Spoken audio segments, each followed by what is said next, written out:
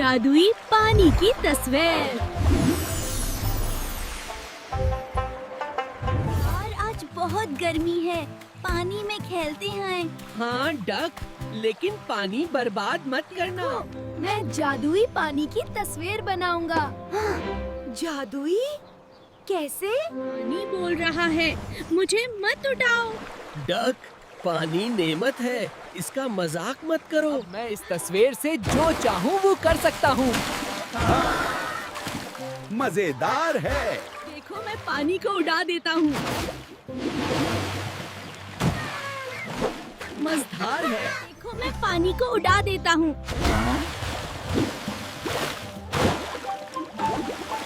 अब मैं और भी मस्ती करूँगा। डक, ये गलत है, पानी बर्बाद हो रहा है। अरे, ये क्या हो रहा है? डक, पानी अल्लाह की नेमत है, इसका मजाक मत करो। ये तो मैंने नहीं सोचा था। अब पानी कम हो रहा है डक। सॉरी पानी, मैंने गलती की।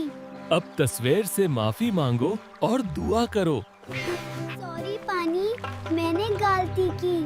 अल्लाह से माफी मांग डक। या अल्लाह, माफ कर दो, मैं पानी बर्बाद नहीं करूँगा। देखो, पानी वापस आ रहा है। शुक्र है अल्लाह का। पानी बहुत कीमती नेमत है, इसका एहतराम करना चाहिए। हाँ डक, शुक्र अदा करो। अब मैं पानी का कभी मजाक नहीं करूँगा।